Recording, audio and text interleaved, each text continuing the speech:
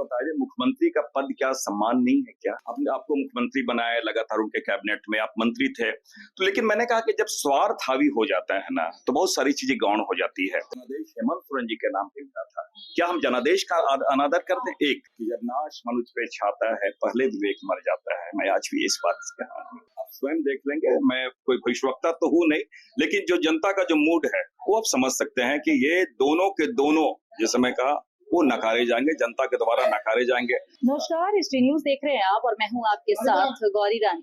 हमारे साथ सांसद सुखदेव भगत हैं खास बातचीत के लिए। सर, एसटी न्यूज में आपका बहुत स्वागत है। Thank you. और बताइए कैसे हैं? बहुत बढ़िया। झारखंड में जो बड़ा पॉलिटिकल चेंज हुआ है, इसको कैसे देख रहे हैं? मैं इसे कोई बड़ा पॉलिटिकल चेंज इसलिए मैं नहीं मानता हूँ, ये पूर्व निर्धारित था। और मैं तो चंपई दा और लोबिन हेम्ब्रम जी के लिए यही चीज कह सकता हूँ कि दोनों के लिए आत्मघाती कदम है। एक निर्णय होता है जो जनता का निर्णय होता है, एक है स्वार्थ का निर्णय। और जो चंपई दा के प्रति लोगों में, विशेषकर झारखंड के लोगों में जो एक सम्मान का भाव था, मुझे नहीं लगता कि आप वो सम्मान का भाव उन्हें अब मिल पाएगा। कि सम्मान ही नहीं। आप एक चीज बताइए, मुख्यमंत्री का पद क्या सम्मान नहीं है क्या? एक चीज हमें सिंपल सी बात बता दें। और इस क्योंकि आपके पास पूरे प्रोविजन थे, कल्पना सोरेन जी ये बन गई थी, अगर वो चाहते तो ऐसा नहीं है। आपको मुख्यमंत्री बनाया, लगातार उनके कैबिनेट में आप मंत्री थे। तो लेकिन मैंने कहा कि जब स्वार्थ हावी हो जाता है ना, तो बहुत सारी चीजें गौण हो जाती है। और हेमंत सोरेन पे हावी वो जेल से बाहर निकले। मैं आपको एक चीज बताऊं, अब मैं समझता हूँ भारत में आप हैं तो थोड़ी रामायण भी पढ़ लेना चाहिए लोगों को। कैसे जब राम जी वनवास पे गए थे, कैसे उनके चरण पादुका रख के किया है, कैसे उनको समर्पित किया गया। तो ये चीजें एक लोगों के लिए आज भी प्रेरणा का कार्य करती है। और ये मैं समझता हूँ आज भी। ये पहले आप बता दें, जनादेश किनके नाम पे मिला था? जनादेश हेमंत सोरेन जी के नाम पे मिला था। क्या हम जनादेश का अनादर करते हैं? एक।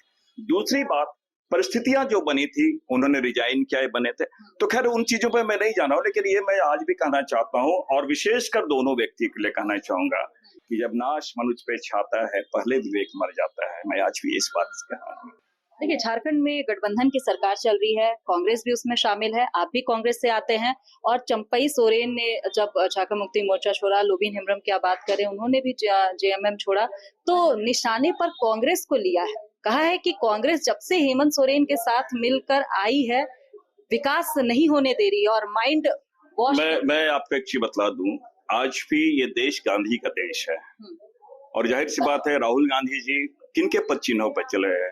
महात्मा गांधी के पद चिन्हों पर चल रही है। दुख तो ये होता है कि चंपई दा और लोबिन दा किनके पाले में गए, जिन्होंने गांधी की हत्या की, गांधी के विचारों की जो हत्या कर रहे हैं, उनके गोद में आप चले गए हैं। तो ये तो बड़ी बहुत ही शर्मनाक स्थिति है। इसलिए मैंने कहा कि पहले वो स्वार्थ में जब सारी चीजें आ जाती है तो एक आवरण सा बन जाता है और चीजें सही और गलत का निर्णय नहीं हो पाता। लेकिन मैं आज भी वो दोनों को शुभकामनाएं देता हूं। लेकिन मैंने कहा कि किसी भी जगह वो जा रहे हैं, जनता की नजरों में, झारखंड के नजरों में, झारखंड के लोगों की नजरों में वो सम्मान का भाव शायद उन्हें नहीं मिलेगा। चलिए, 2024 में एक बार फिर से गठबंधन से चुनाव लड़ेंगे, जेएमएम कांग्रेस आरजेडी मिलकर तय है। लेकिन ऐसे में जो कोल्हान से बड़े नेता हैं चंपई सोरेन, वो जब साथ छोड़ दिए हैं गठबंधन का, लोबिन हेम्ब्रम संथाल से आते हैं, उन्होंने भी साथ छोड़ दिया है। तो आने वाले विधानसभा चुनाव में इसका क्या असर आप देख पा रहे हैं? मैं आपको एक उदाहरण दूं, जिस कोल्हान की आपने बात की है, मधु कोड़ा जी मुख्यमंत्री रहे, गीता कोड़ा जी मुखर सांसद रही, विधायक रहे।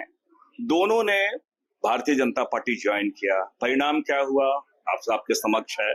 तो मैं समझता हूं कि जो आने वाली जो परिस्थिति है, आप स्वयं देख लेंगे। मैं कोई भविष्यवक्ता तो हूं नहीं, लेकिन जो जनता का जो मूड है, वो आप समझ सकते हैं कि ये दोनों के दोनों, जैसे मैं कहा, वो नकारे जाएंगे, जनता के द्वारा नकारे जाएंगे। सीता सोरेन जी का क्या हासिल हुआ आपके सामने। तो ऐसे बहुत सारे उदाहरण है। मैं इसलिए मैंने कहा, देखिए, मैं हेमंता विश्व शर्मा का दौरा है, जो असम के मुख्यमंत्री हैं, वो कह रहे हैं कि अगर घुसपैठ से अगर झारखंड को बचाना है तो जेएमएम को बीजेपी में शामिल हो जाए। अच्छा, एक चीज हमें बता दे, हेमंत बिस्वा शर्मा जी, मेरा बहुत विनम्र निवेदन है, वो हमारे सम्मानित असम के मुख्यमंत्री हैं। हेमंत बिस्वा शर्मा जी ये बता दें कि बॉर्डर सिक्योरिटी फोर्स किनके जिम्मे है? क्या गृह मंत्री के जिम्मे है या नहीं है? पहले तो इस बात का जवाब दें। अगर गृह मंत्री मंत्रालय के जिम्मे है तो अमित शाह जी क्या कर रहे हैं? वो तो उन्हीं पे कटाक्ष करने लग रहा है। प्रधानमंत्री जी पे कटाक्ष हो रहा है, गृह मंत्री जी पे कटाक्ष हो रहा है। तो ये और देखिए सबसे बड़ी बात है कुछ वो आप हेमंत बिस्वा शर्मा जी का मैं लगातार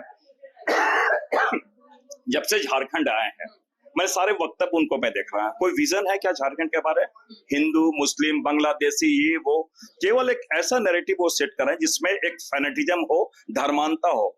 इसलिए मैंने कहा कि हेमंत बिस्वा शर्मा जी वो पहले जिस घुसपैठी की बात करें वो अमित शाह जी से प्रश्न पूछे।